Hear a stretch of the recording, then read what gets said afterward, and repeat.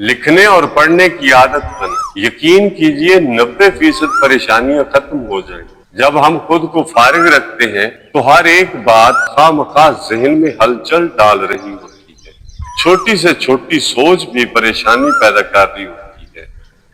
لوگوں کے رویے ہمیں بھی منفی بنا رہے ہوتے ہیں، پھر ہم بھی ویسے ہی بننا شروع ہو جاتے ہیں۔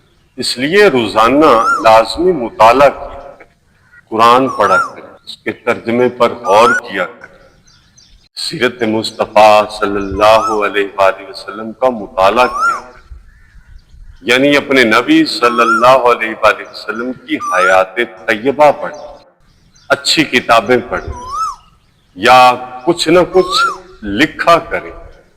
لکھنے سے کیتھارسس ہوگا، دماغ کا سارا بوجھ اور جمع کیا ہوا کچرا سب لکھنے میں شفٹ ہو جائے گا، دماغ ریلیکس ہوگا، خود کو فریش محسوس کریں گے۔